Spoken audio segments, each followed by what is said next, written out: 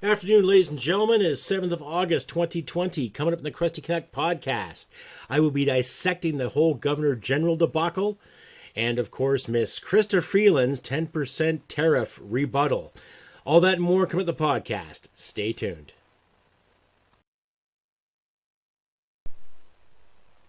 Sweetheart, because I am hard, you will not like me. There is no racial bigotry here.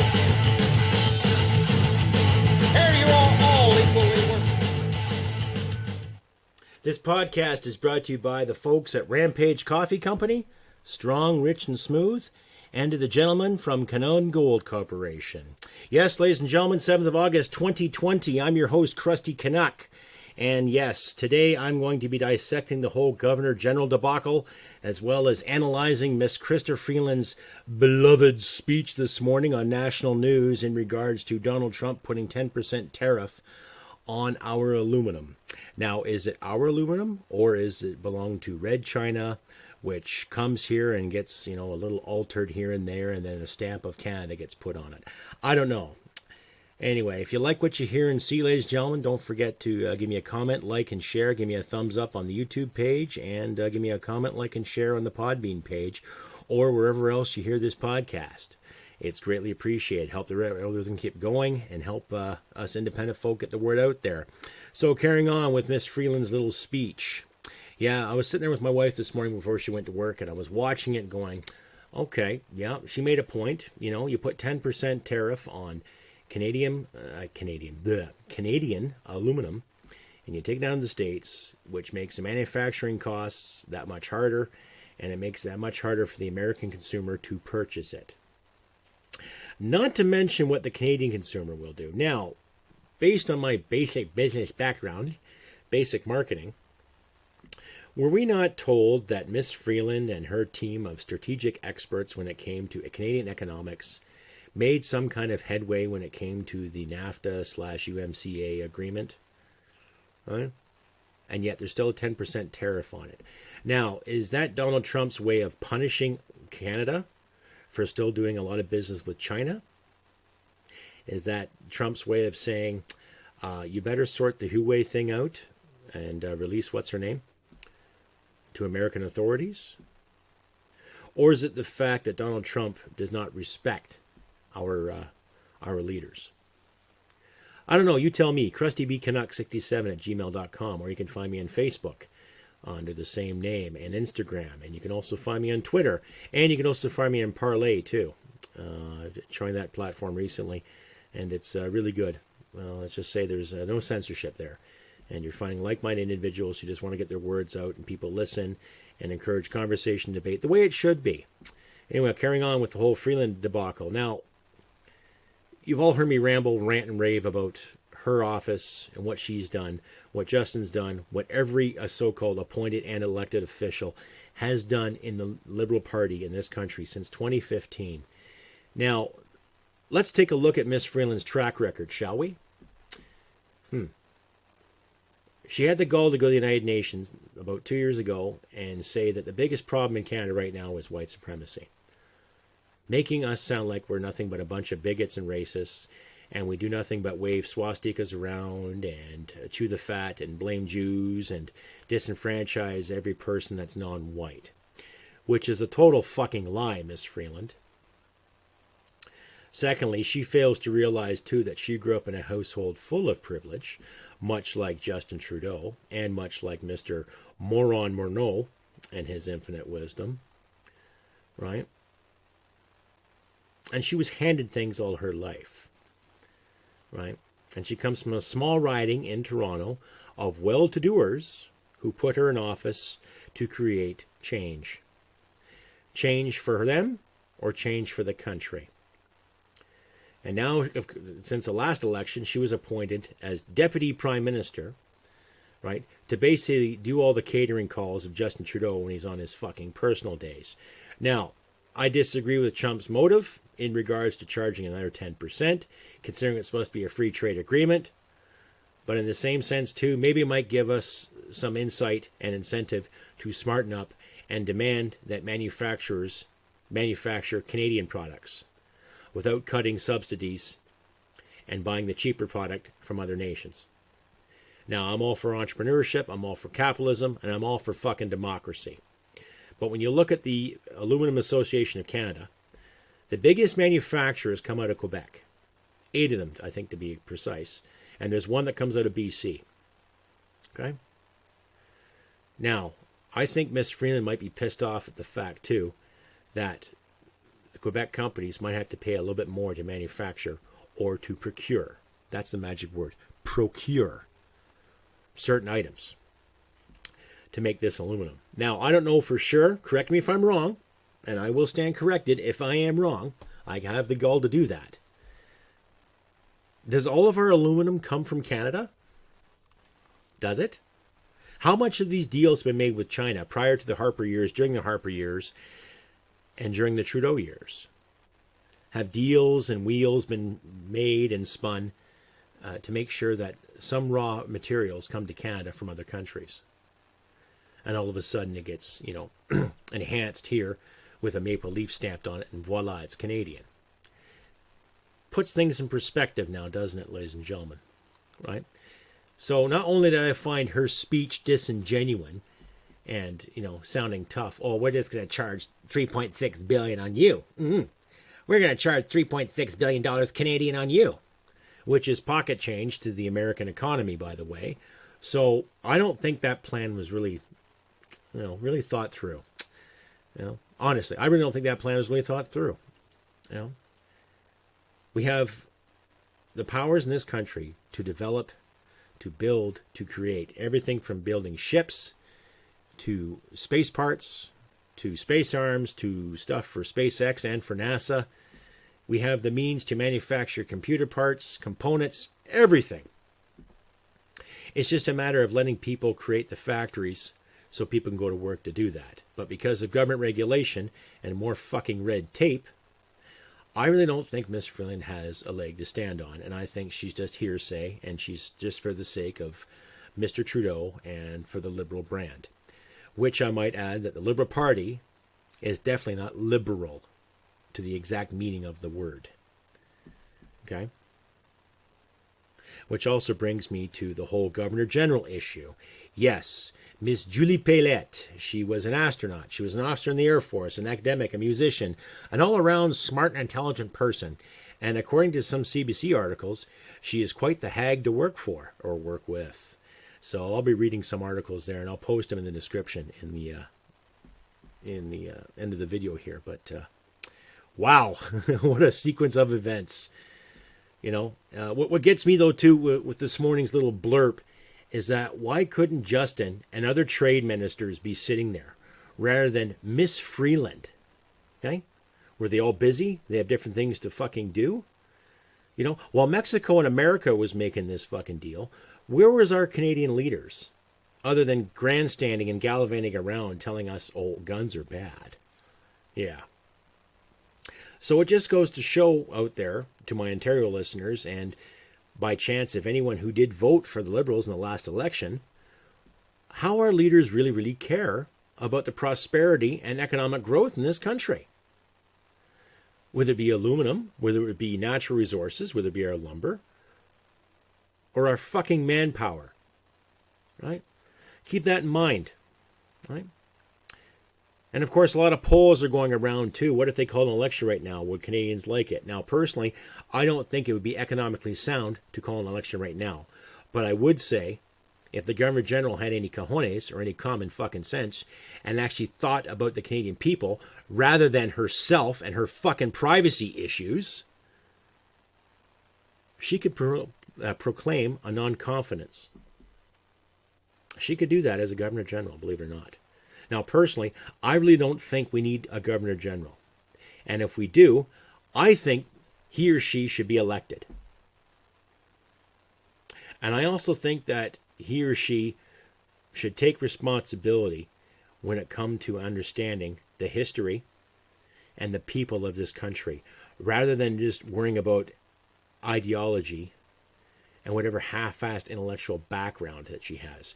Because when you remember the throne speech that she gave back in December about the space-time continuum, I made an episode about that. You can reference that too on my video page there. But I still have a chuckle when I hear that. Wow. Here's a representative who's supposed to be the great know-it-all of Canadian trade and commerce. Understand Canada as a whole and do your utmost best to represent the Canadian people in the name of His or Her Majesty, whoever the sovereign may be in Britain. I know it's Queen Elizabeth, but, I'm speaking figuratively here. And what has she done except cause shit and treat her staff like garbage? I'll be getting to that momentarily, but here's a word from my sponsors.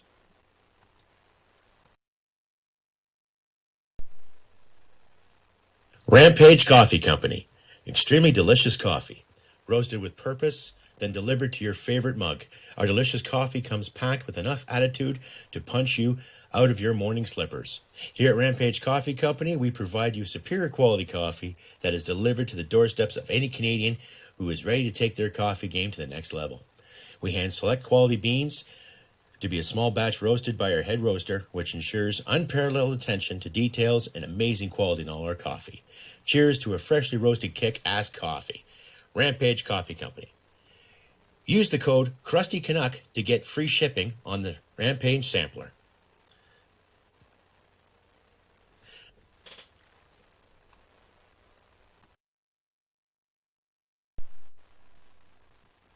This is Brian Boucher, the new CEO of Canuck Gold Corp. We have gold at 99% purity with discounts ranging from $100 up to $200 off the ounce. This is the right place to buy, from 2-gram cards to 400-ounce bricks. We have any quantity of gold you are looking for. We also sell by the ton, not like your ex-wife. Visit us today at canundgold.com, CANUND gold.com. That's right, ladies and gentlemen. You can reach Brian and Scott at canundgold.com and the lovely couple at Rampage Coffee Company out of Saskatoon. Anyhow, carrying on with the whole Governor General debacle, as well as Christopher Freeland's insight on the 10% tariff on our aluminum. Yes, the Governor General is in a lot of hot water now because she's under scrutiny. Now, I don't usually do a lot of this, but I will post some CBC articles in regards to the Governor General's fiasco. And just some of the statements you're hearing from some senior staff there at Rideau Hall, and the amount of money that's being spent. And I'll read something here that came from Old Stock Canadian, a group I'm part of on the Facebook page there. Some really interesting stuff in regards to how much is being spent here. Let's see. Let's carry on here. Yes. CBC reports that hundreds of thousands of dollars have been spent to satisfy Governor General Julie Payette's need for privacy at Rideau Hall, but she hasn't moved into her official residence almost 3 years into her 5-year mandate. CBC News has learned new details about the cost the public is incurring to meet Payette's requirements before she agrees to move in. Oh, yes, I will not move in unless this is done. They include almost $140,000 spent studying and designing a private staircase that was never built, and more than $117,500 on a gate and a series of doors to keep people away from Payette's office, according to the National Capital Commission, which manages the office vice-regal residence. Those costs go well beyond the usual transition expenses, which normally involved some fresh paint and new furniture, according to multiple sources of knowledge of the project. These sources asked for confidentiality because they are not authorized to publicly discuss Rideau Hall's requests. Oh, yes, keep it hush-hush. They paint a portrait of the Governor General who is uncomfortable with being in the constant presence of staff, RCMP security, and to some extent the public. Governor Generals have to accept a degree of privacy loss when they take on the vice-regal role. Well, of course, you get in public office, your privacy is going to be compromised. You just have to be extra careful. Okay? Much of the verdant grounds at Rideau Hall are open to the public, who wander freely around what is seen in the national capital as a public park. Family picnics and pick-up football games abound on any particular summer day. But Miss Payette wanted to come and go without anyone seeing her, said one source with knowledge of the project. According to multiple sources, Payette doesn't like maintenance workers in her line of sight. Even RCMP, paid to protect Payette, are no longer allowed to stand directly outside her office door and must hide in a room down the hallway, according to a source with direct knowledge of the matter. Only some select staffer currently have access to the restricted area by her office. The NCC, National Capital Commission, says those projects were at the request of Rideau Hall and are in addition to the $2.4 million the NCC spent on pre-planned renovations in 2018 to the so-called Monk Wing, which houses a significant portion of the private quarters and state offices of Rideau Hall. Those renovations include new heating and cooling system, new furnishings, lighting, and $290,000 on the administration bathroom to make it university accessible. Now, $290,000 on a bathroom. What else do you need to shit and piss and to wash your hands with? Fuck. Payette's press secretary, Ashley Smith, suggested it's not the public's interest for the media to ask about Payette's living arrangements. Really? You're getting paid taxpayer dollars to represent Her Majesty the Queen, and yet we dare not ask what you do with that? Interesting. To date, outstanding issues regarding universal accessibility and privacy in the space provided in Rideau Hall for the Governor-General have not been addressed, said Smith in a statement to CBC News.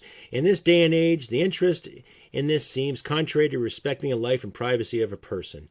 Rideau Hall Communications Manager Julie Rochelot says there are still outstanding accessibility, privacy, and security concerns being worked out, especially so in the light of the July 2nd security breach on our grounds. Corey Heron allegedly drove a truck onto the grounds at Rideau Hall on July 2nd and set foot towards the Prime Minister's home with 4 loaded firearms, according to the RCMP. He's been charged with 22 criminal offenses. What a bunch of crap. The alleged attack came well after the money and the privacy renovations were demanded by Payette, and it's time she steps down off her own perceived crown. And I would have to agree, ladies and gentlemen. I would have to agree. And I'm not justifying what Mr. Corey Heron did. But the amount of money that's being spent, the amount of money that has to be spent to house and to cater to these so-called government officials who demand privacy. It's like, okay, I can understand someone wanting privacy, especially in the public eye. But based on the articles I'll be posting with this podcast, I expect you, my listeners and viewers alike, to think for yourselves, and especially when it comes to the people that have complained about her. Right? Apparently she's quite toxic when it comes to scrutinization. She's quite critical, she's quite mean, and she'll do it in front of people too. And I personally think that's pretty fucking shitty, really. If I had an employee that fucked up something royally, okay, from being in the military, yeah, that goes to the job. You'll sit there and fucking tune him in. But there's other times, too, where I've had second-in-commands that worked under me. And if they made a mistake, I'll just pull them aside and say, hey, think about what you're doing. Right? It's a matter of your character. Right?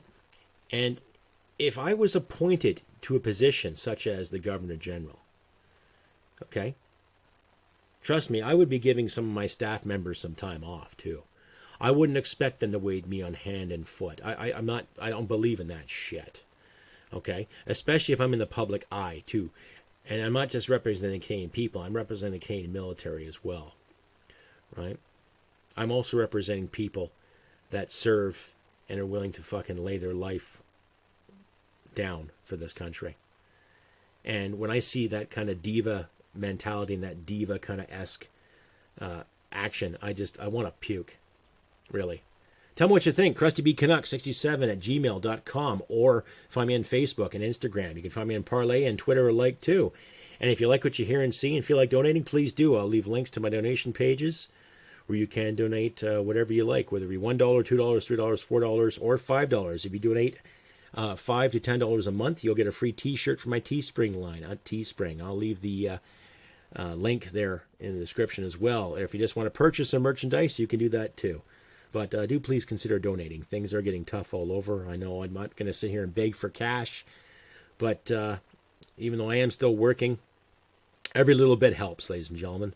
So please consider donating today if you can, and become, like I say, a registered member. And I'm also still have a survey up there. I also still have a survey on my community page in regards to hockey jersey and what we should be called.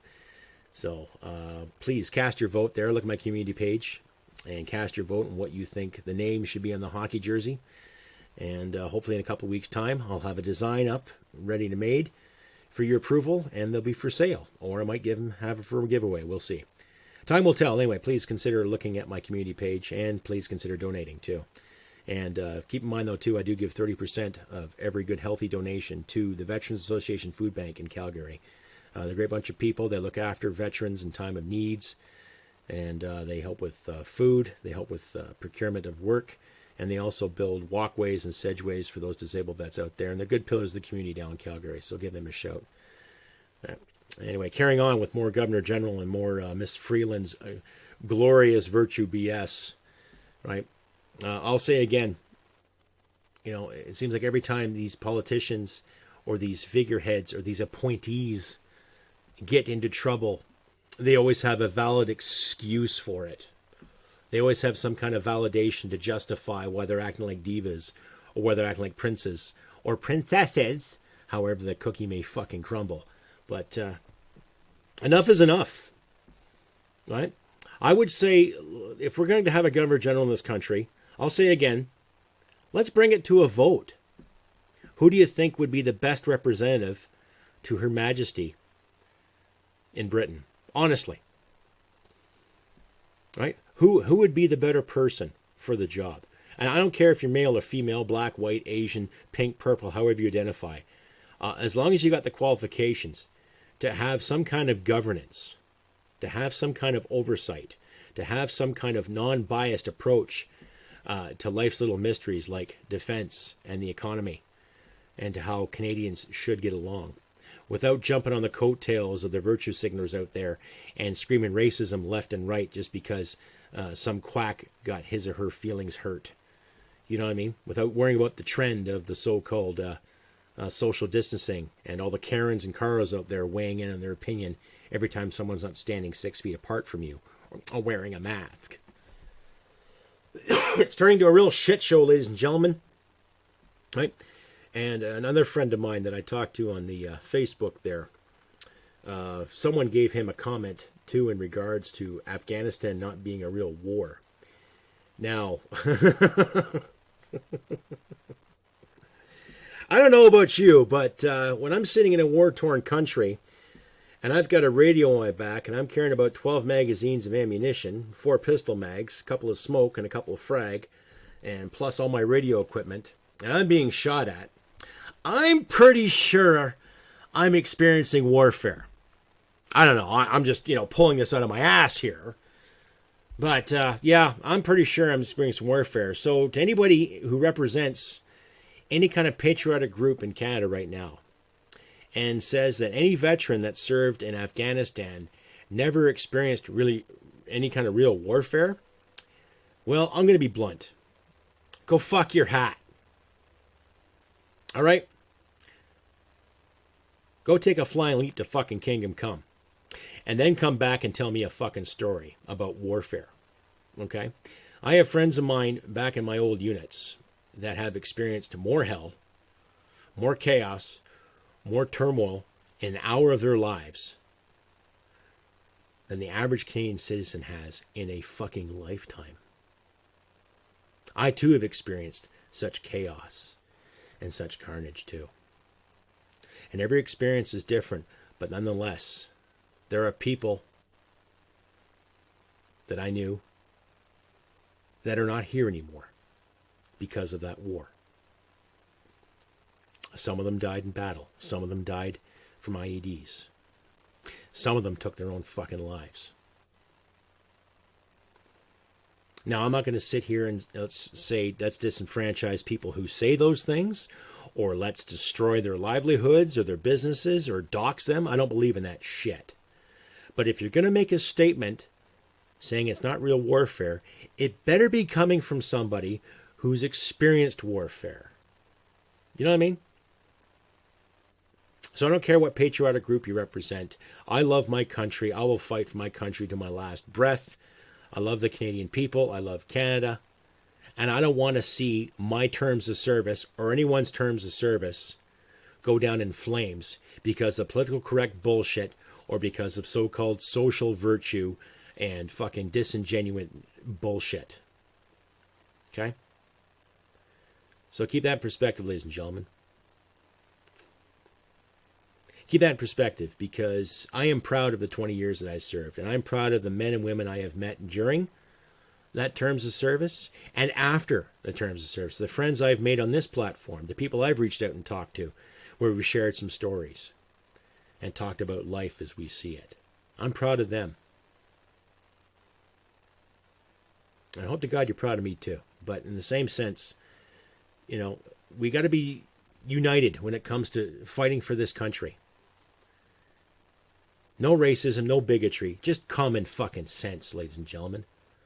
Common bloody sense. And we have leadership in this country that keeps proving it does not want to use common fucking sense. Whether it's the Governor General's office and their virtue and their diva-esque fucking actions, whether it's Krista Freeland and her half-assed guesses on what gun culture is like in this country, right? I would hate to say that, well, no, I'm not, I don't, no, actually, I don't hate to say it. I'm going to say it. Their worldview is fucked. I know I'm dropping the F-bomb quite a bit, but they have no concept of what it takes to survive. They have no concept of what it takes to struggle, to get things paid, to make sure there's a roof over your fucking head, to make sure that there's food in your refrigerator, to make sure that your loved ones are looked after. They've had everything provided for them most of their natural fucking lives. And yet they have the audacity to sit there and speak above us and talk down to us like we're morons. Well, we're not morons. We're working class people who give a shit. And I don't care if you wear a yellow vest. I don't care if you wear a blue vest or a pink vest or a purple vest. I don't care. You wave the maple leaf around, it means you give a shit. And that's as far as I'm concerned. You give a shit, good. Then let's fight for a Canada where we can get along and not worry about half-assed racial bigotry that rears its ugly head because some news reporter says so.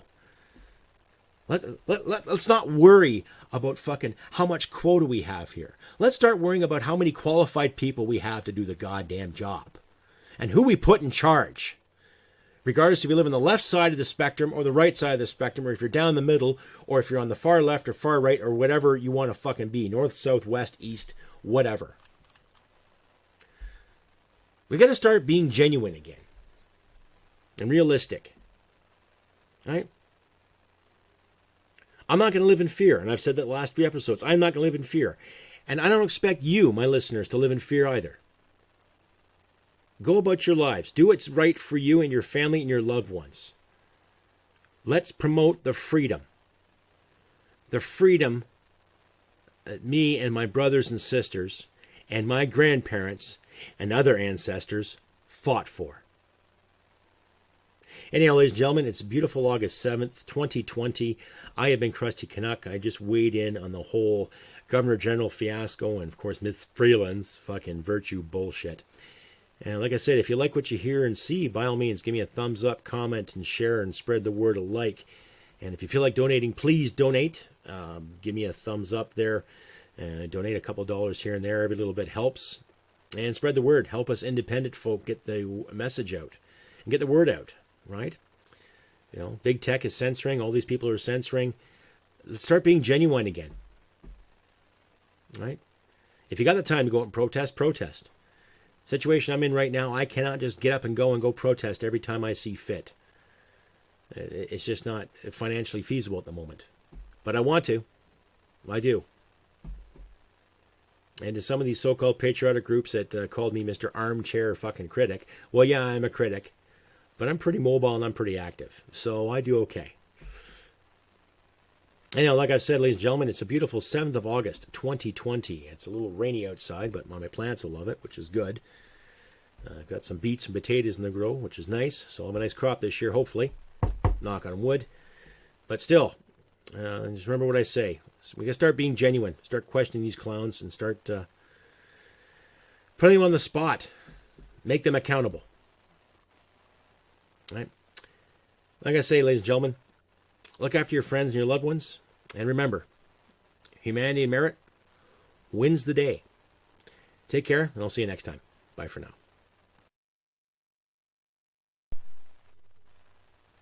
Sweetheart, because I am hard, you will not like me. There is no racial bigotry here.